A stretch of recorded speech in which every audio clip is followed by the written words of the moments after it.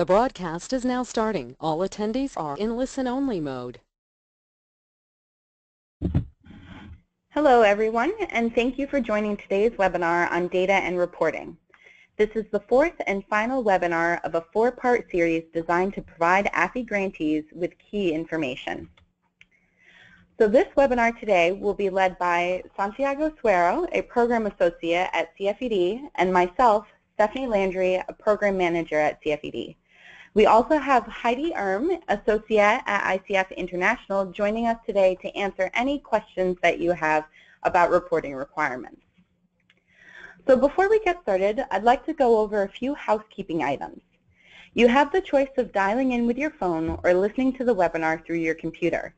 Select the appropriate audio option on the GoToWebinar control panel. You can ask a question at any time by using the chat box on your GoToWebinar control panel. And if you are watching this live and experience any technical difficulties, please type a question into the GoToWebinar interface or email us at slandry@cfed.org and we will help you troubleshoot them. Please keep in mind that this webinar is being recorded. We've muted all attendees to ensure sound quality, so if you have any questions or issues, please type them into the query box. We'll make a recording and transcript of this presentation available on the AFI Resource Center website, the address of which is on your screens, at a later date. This webinar will last approximately 90 minutes with time for questions and answers at the end. Feel free to type in your questions using the box at any time. All right, so let's get started. The primary objectives of this webinar are to become familiar with AFI project reporting, including the AFI Performance Progress Report, or AFI PPR, and the Federal Financial Report, or SF425. We'll also discuss data collection, performance management, and benchmarking. It is critical for every AFI grantee to understand the reporting requirements for each AFI project, so we're going to cover that first. For each AFI grant project you operate, you are required to submit two different reports regularly throughout your grant period, the AFI Performance Progress Report, or AFI PPR, and the Federal Financial Report. The AFI PPR includes detailed project information submitted on an AFI-specific form and is due 4 times each year and after closeout. The Federal Financial Report includes financial information submitted on a federal standard form, the SF425. It is due twice each year and after closeout. Even if you have had no activity on your project, all of these reports must be submitted to be in compliance with your grant. We will provide an overview of both of these reports next. And to get us started, I'm going to turn things over to Santi. Thanks, Stephanie. The AFI PPR was approved and rolled out on August 2016, so it's fairly new. The AFI PPR collects very specific data on each AFI project, including services you offer, demographics on IDA holders, and information on matched and unmatched withdrawals. Data submitted using the AFI PPR will be used for the annual AFI report to Congress and to inform training and technical assistance for AFI grantees. The AFI PPR replaced 2 reports that AFI grantees previously submitted: the semi-annual standard form Performance Progress Report, or SF PPR, and the annual data report last collected in late 2014. The AFI PPR is submitted through the Online Data Collection, or OLDC system. The AFI PPR has 2 different forms, the short form and the long form. The short form AFI PPR is due 3 times each year, using the standard federal due dates 30 days after the end of the quarter. For grants awarded at the end of September, the Quarter 1 short form will be the first AFI PPR submitted. The long form AFI PPR is due annually at the end of November and is also required as a final report 90 days after the project ends. The AFI PPR short form consists of a cover page and select questions from the long form. This slide lists all 10 questions, which I will run through quickly. First, the total number of AFI IDAs open. 2, the current total number of AFI IDAs open. 3, the total amount of AFI IDA holder savings deposits in AFI IDAs. 4, the current total amount of AFI IDA holder savings balances in AFI IDAs. 5. Total number of AFI IDA holders who made a match withdrawal. 6. Total amount of AFI IDA holder savings withdrawn from an AFI IDA for a match withdrawal. 7. Total amount of federal AFI grants funds dispersed as matching funds for match withdrawals. 8. Total amount of non-federal cash dispersed as matching funds for match withdrawals. 9. Total number of AFI IDA holders who exited this project without a match withdrawal. And last, total amount of AFI IDA holder savings withdrawn or reassigned due to project exit for any reason without a match withdrawal. You can download a Word version of the short form from the AFI Resources website so you can see all of the required data fields. When viewed in OLDC, the cover page of the AFI PPR short form is pre-populated with information from your notice of award. Although the first AFI PPR long form for your grant may not be due until next November, it is critical for you to review the long form now so that you can make sure that you are collecting all the data you will need to report. There are approximately 170 fields in the long form, organized in several sections. On this slide, you can see the sections of the long form. Section A collects data on the project and its administration. Section B on the IDA design. Section C on AFI IDA holder account activity. Section D on the training, services, and assistance offered to AFI IDA holders. Section E on AFI IDA holder demographics at the time of enrollment. And Section F on AFI IDA holder demographics at the time of final match withdrawal. Like the short form, a Word version of the long form can be downloaded from the AFI Resources website. Because there were some changes to the data elements collected in the AFI PPR form prior AFI reports, some of the data fields are optional to provide existing grantees time to update their data collections. New grantees are strongly encouraged to start their projects with data systems aligned to the AFI PPR and to collect and report all data fields from the beginning. This will provide the AFI office with better AFI program data and will help you get a strong start to your implementation. As we mentioned earlier, the AFI PPR must be submitted through the Online Data Collection, or OLDC, system. The OLDC is administered by the Grant Solutions Center of Excellence, but it's different modules and grant solutions and requires an additional account to be created. The AFI Resource Center is handling OLDC account creation and modifications for AFI grantees. Organizations that are brand new to AFI will be getting an email from the AFI Resource Center about setting up OLDC access later this month. Organizations that already have OLDC access and need to change their user or resolve other issues with OLDC should contact the AFI Resource Center help desk. There are recorded webinars on the AFI Resource Center about using OLDC and submitting AFI PPRs. So today, we'll just highlight a few critical points.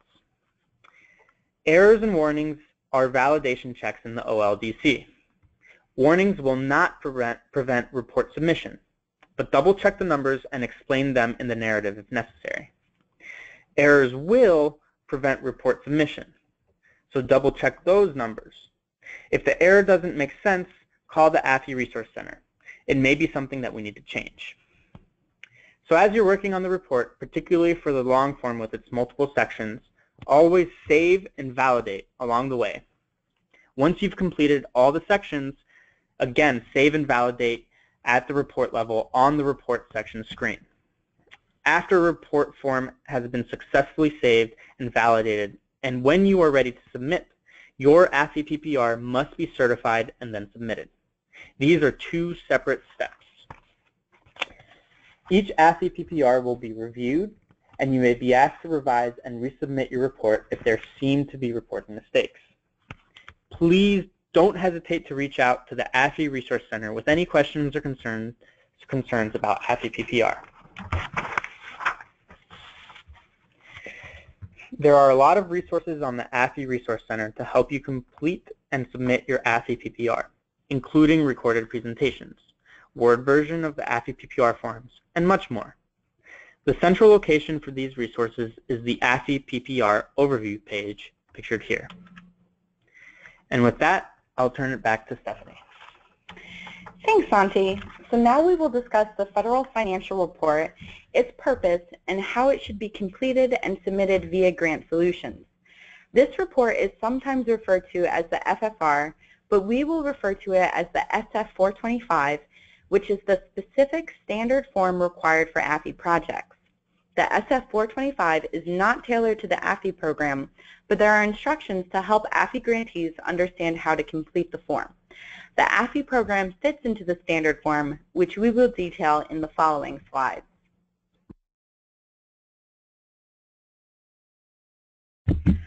All AFI grantees are required to provide updates on their financial progress by completing reports on the status of all federal and non-federal dollars. Similar to most of the data collected in the AFI PPR, SF425 data is cumulative, with each new report collecting data from the beginning of your project period through the end of the most recent reporting period. The report describes the flow of funds for your AFI project, both the federal and the required non-federal match. You should not report on the SF425 any information about other resources supporting the project, whether cash or in kind. It is important to note that even if you have not drawn down any federal funds, you will still need to submit all SF425s. The SF425 is due twice a year, on April 30th for the report period ending March 31st, and on October 30th for the report period ending September 30th. Additionally, a final SF425 is due 90 days after the end of the project period.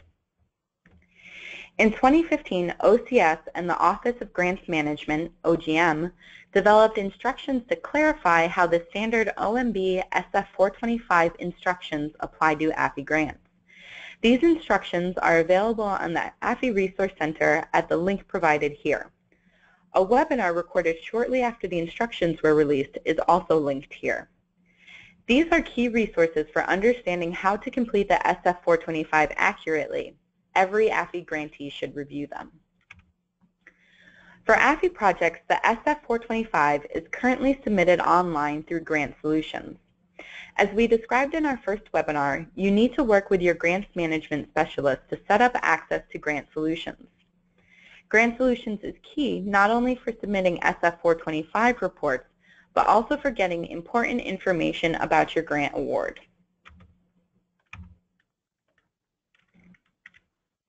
Here's a list of grants management specialists for AFI projects, also available on the AFI Resource Center website at the link provided. There have been some recent changes to these assignments, so existing grantees should check to see if their grants management specialist has changed. In order to access the SF425 in Grant Solutions, start from the My Grants List screen. Select the Reports menu drop-down, and then select the Federal Financial Report submenu. The system will generate a list of all active grants for which you have access. Click the drop-down arrow to the left of the grant program to view the entire list. The Federal Financial Report list provides a complete summary of past, current, and future report periods. Each grant will display the key data columns including report period, due date, type, status, workflow status, and action. For each reporting period, there will be a specific report status, either due, past due, pending, or not reported. The workflow status will reflect the status of a report that has started the actual workflow approval cycle. Types of workflow status include not started, in progress, withdrawn, rejected, and accepted. Only grants management staff can use the rejected or accepted options. As a best practice, grantees should review the last accepted report to confirm accuracy and note the cumulative amounts previously submitted. To view, click the View PDF link for the most recently accepted SF425. Upon the confirmation of the prior SF425, you can begin a new report. Typically, a report can be crafted and submitted when the report is in the due and past due state. Thus, a grantee can submit a report as long as the reporting period end date has passed. If a report has not been submitted by the required due date, the status will appear as past due. You can still craft and submit a past due report as long as it is submitted before the due date of the next reporting cycle. However, if the report is not submitted by the next reporting period end date, it will be marked as not reported, like you can see on your screen, and locked down. No further changes can be made to the SF425 without access being allowed by your grants management specialist. The process for submitting your SF425 is the same for a due or past due report. From the summary screen, scroll down to the first reporting cycle, which allows you to start the report process. Click the Start link in the Action column to open the SF425 electronic form. Once you have opened the SF425 form, Grant Solutions will provide a simple prompt to confirm that you wish to proceed. Line items 1 through 9 will pre-populate for you. If any of those items have changed, such as your authorizing official, you need to amend your grant award. Contact both your grants management specialist and AFI program specialist immediately. When you are satisfied with your report, scroll to the bottom of the screen and check the certification box. At this point, it is recommended you save the SF425 by clicking the Save link. Should you need to update or edit the form, you can do so easily since it will remain in a work-in-progress state. Grantees should focus on submitting their SF425s during the months of October and April. If you have been tracking your financial activity at least monthly, the report should not be difficult to complete on time. And so now I will turn things back over to Santi. All right, thanks, Stephanie. So now that we've covered the reporting requirements, let's talk a little bit about how to collect that data and how to use that data to manage the performance of your AFI grants. Let's take a moment to think a little about getting all that information that underpins your project management. As in many things, you need to know where you're going before you draw the map. In this case, first think about how you will use the data. In addition to managing your project, much of your data will go into your financial or performance progress reports. But you also want to use what you learn in real time, week to week, month to month, quarter to quarter. So you'll need to be able to see the trends over time. How you use it determines to a large extent what you will collect. You must collect the data that you have to report, and you want to make sure that you are collecting the correct data to report at the correct time. So for example, the IDA holder demographics reported in Section E of the AFI PPR must be collected at the time of enrollment. On the other hand, those in Section F are collected at the time of final match withdrawal. In addition to the data for your reports, there are other things that you will likely want to know for your own project management.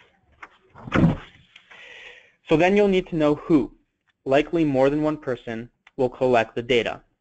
Different staff or partners will be better positioned to collect data. Much will be part of the eligibility process, but those responsible for your financial education, asset training, and asset purchase processes and documentation will also be valuable resources. So next, think about how the data will be collected. And with so many types of data and likely several sources, how will you collect and store it? And last, you'll need processes and systems for managing project information. There's no specific system that AFI grantees must use, but grantees use many methods for data management, including combinations of products. There are several resources on the AFI Resource Center. For example, an Excel data tracking tools aligned to the AFI PPR, which can be downloaded from the link provided, and additional information to help you navigate data management. For a project to be successful, merely collecting data is not sufficient. You need to study it and act on it. On this slide, you'll see the 4 R's of analyzing data. Review the data or project information. Reflect on what you see. Request additional information or clarification, and refine your conclusions. Be sure to ask your staff and IDA holders if your analysis and conclusions are sound. They might have additional perspectives. So then you'll need to act in response to what you learn. If your IDA holders are dropping out without making an asset purchase, what is your data telling you about why this is happening? And what can you do about it? Grantees must gather data to complete the reporting requirements. Performance management, which we'll talk about next, takes this a little further by analyzing and acting. Smart grantees will collect information, analyze it, and tweak their projects all along to ensure that they reach their projected outcomes. So let's talk about performance management. Performance management is a process that an organization or project can use to regularly review, and assess their progress towards goals and objectives. Regular performance management helps organizations maximize program success and provides a check to make sure that you are on the right track towards the goals that your organization has set. A performance management system consists of a set of integrated performance goals, indicators, and targets that is usually combined with an organization-wide reporting or tracking system. Though definitions of these may vary for your organization, the essential thing to remember is that you are tracking progress towards the overall purpose of your grant program. There are many reasons that using a performance management system is a good idea. First, it will help your organization make better decisions and allocate resources where they are really needed. All levels of program support will be able to make data-driven decisions that they know are directly supporting the program's goals. In addition, performance management enables decision makers to identify what works best and what training and technical assistance is needed. Further, utilizing a performance management system builds accountability right into your program. Using performance management allows you, the grantees, to achieve project goals. Performance management also allows you to state at any time where you are in terms of your project outcomes. You will have an accurate snapshot of what your project has achieved, like the number of asset purchases made or the amounts deposited by IDA holders. You will also know if you are or are not meeting your overall targets and goals. You will know how you are doing it so that you can keep doing it, or you will be able to begin to pin down why you might not be progressing toward completion as you had planned. Of course, beyond these goals, indicators, and targets, there are a lot of tasks, activities, service partners, and other elements of project implementation. Here are a few common places to look to enhance progress. So for example, if you track referrals and marketing sources, you will be better able to understand the needs of your project's IDA holders and the characteristics and circumstances of IDA holders who complete versus those who drop out. With this information, you can allocate your staff time and other resources to the appropriate services without wasted effort. AFI projects have a kind of life cycle or flow. That flow is shown here with the key indicators that you can use to measure success. So let's start with the first one. Grantees deposit non-federal cash into the reserve fund and draw down equivalent federal funds before opening IDAs. Second, after you have money in your reserve fund, you recruit eligible IDA holders and open IDAs. Next, your IDA holders will deposit their savings. After that, your IDA holders complete training specified by your project. And finally, they'll make their asset purchases using their IDA savings, plus the federal and non-federal match. These figures and the data beneath them form the heart of your regular financial and progress reports to AFI and progress reports to other interested parties, like, for example, your funders. Of course, there are a lot of details in the work to achieve these indicators, but if you keep your eye on them and collect relevant data, you'll know whether you are on track to complete your project or whether you need to make some changes in policies, partnerships, or other areas. Without data, you may know if you are or are not succeeding with the aggregate numbers, but you won't know why. And the staff at AFI and the technical assistance team will find it harder to support your progress. So with that, I'll turn it back once more to Stephanie. Great, thanks, Santi. So we'd like to provide just an example and a tool to support these efforts. So in this example, we have highlighted some goals, indicators, and targets.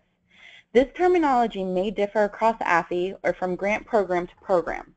Here, goals are where you want to be at the end of your project, indicators are the measures of progress towards your goals, and targets are quantitative benchmarks that add up to your goal over time.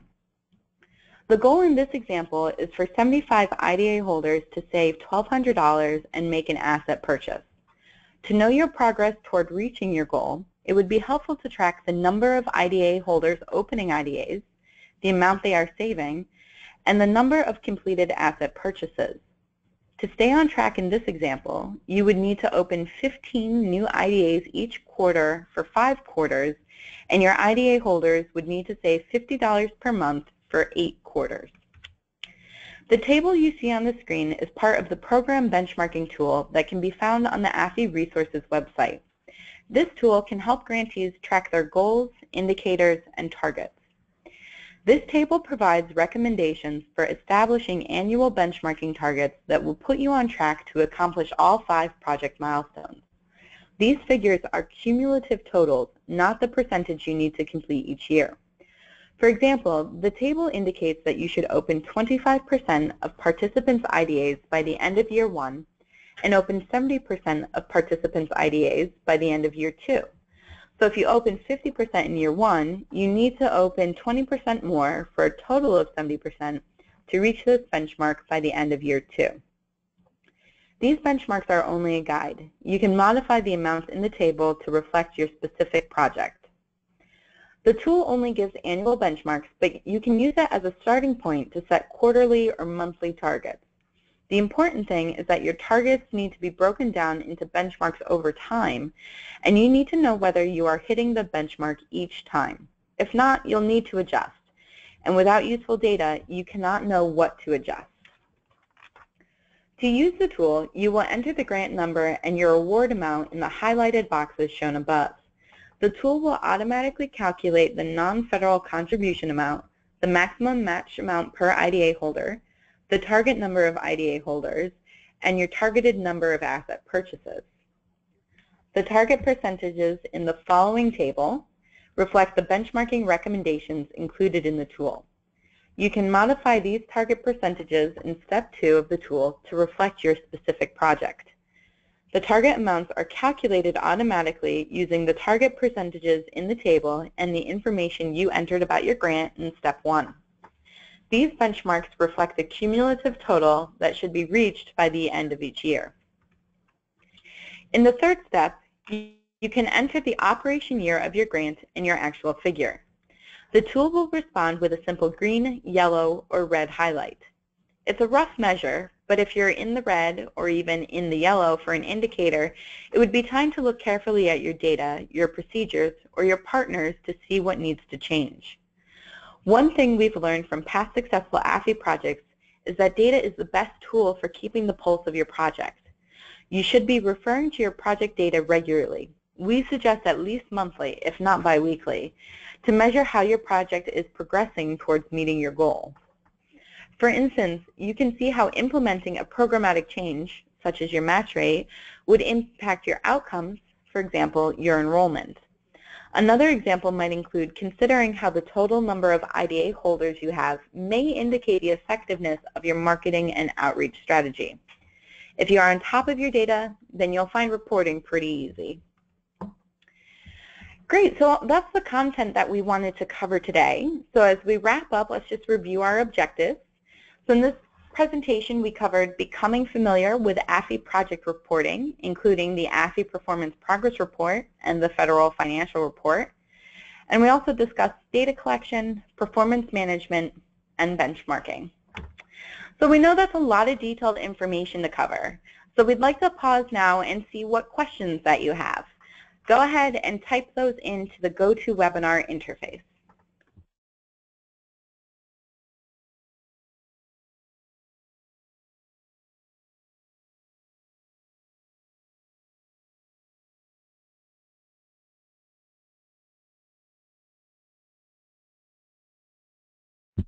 Great. So it looks like we do have one question at the moment, and as they jump to your mind, feel free to type them into the query box.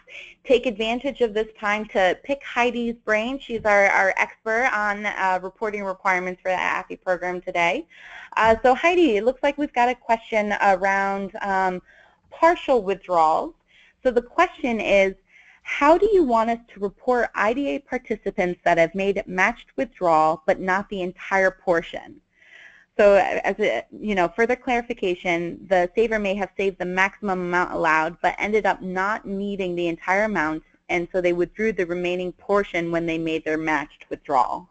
What sort of guidance or recommendations, Heidi, would you provide around that question? Sure. So in the AFI PPR, especially in the long form where it gets into a lot more detail about participant accounts, you would report, everything that they saved in the first place because you don't know if they're going to go over or not.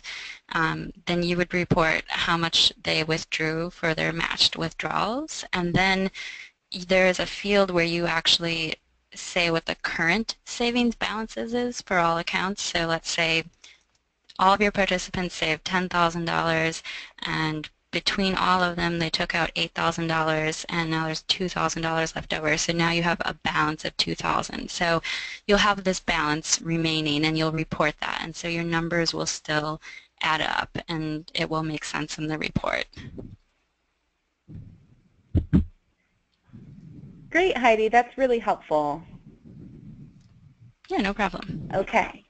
So we have another question that came in, and it's specific to this grantee, but I'm sure it'd be helpful for everyone if you have guidance around this. This person says they are a new grantee but missed their first FFR deadline for that SF425, and so now Grant Solutions will not let them upload the report. What should this grantee do? Is this for me again? Yeah, if you have any Okay. guidance, otherwise I'm happy. Well, just to be sure, I do work more on the PPR side, but I do also work on the help desk, so we get some of these questions through. So you should definitely, if you're late on an FFR, contact your program specialist and make sure you're working with them. At the very least, you can still attach it as a grant note, which is a little less than ideal only because if you are doing FFRs the normal way, it's an online form in Grant Solutions, and so it's easier to track, easier to see that it's submitted. So if it's a grant note, it's essentially like an attachment in email. It might be easy to miss, and so you might have to remind them that they submitted it if someone comes back to you saying it's missing. But it will, if you do attach it as an attachment to a grant note in Grant Solutions, it's at least in the official record. So whether or not someone goes through, all those records, all those grant notes and sees it, could be a little bit, give or take. If someone's busy, they might miss it, but it is still at least in the record at that point. But definitely make sure you're working with your program specialist if you're late on any of your reports. Great, thanks Heidi. That's really helpful and exactly what I was going to say. Make sure you reach out to your AFI program specialist if you have an issue like this. They're your great, first point of contact, and they'll direct you appropriately. And the idea to have it as a note, to have it in the record, is really, that's a good suggestion. So thank you. Mm-hmm. So it looks like another 2 questions coming in about the AFI PPR. So the first we have, Heidi, is there anywhere in the AFI PPR report that we can report excess funds that IDA holders withdrew? So for example, this client saved $200 more than they were required to save to get the match. And then now they want to withdraw that sort of extra $200 savings of theirs. How would this person go about reporting this situation on the AFI PPR? That's a good question. I'm actually looking at section C right now just to make sure my brain is not missing anything. There's 2 ways of going about it. I mean, ideally, I wouldn't want you to backtrack and lower that total savings amount that you would put your all-time cumulative savings. This might be an instance where you're going to get a warning in the system that'll say, hey, your numbers don't quite add up, and this is where you would use that optional narrative that you can attach to the cover page and just say, our number is off by $200 because we had a participant who used additional savings for their own use, after they made their match withdrawal. So in that case, you would have a warning, but it'd be one of those instances where it's okay to have a warning because you have a valid explanation why the numbers don't work out. Great. Thanks, Heidi. That's really helpful. So the other question about the PPR for you is, so when a PPR is submitted certified with warnings, will the AFI PPR be sent back to the submitter?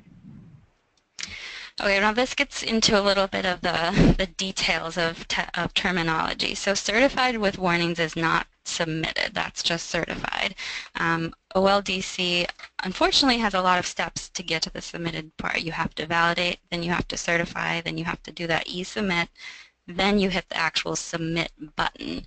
So once you hit that final submit button, it will show as submitted or submitted with warnings, and that's when it comes to our team to do our QC of your report. So at that point, we do that QC. We look for, even additional things beyond just those checks that the system does. If we see anything weird, or if we see anything that maybe you should have explained in the optional narrative but you didn't, then we'll send it back for you to either fix or explain in the narrative. So, two parts to that question. Definitely make sure when you're submitting you actually get it to say submit. Otherwise, it's technically not submitted and we don't review it. But yes, once things are submitted, we do review them, and if we spot anything that looks a little questionable, that's when we'll send it back to you.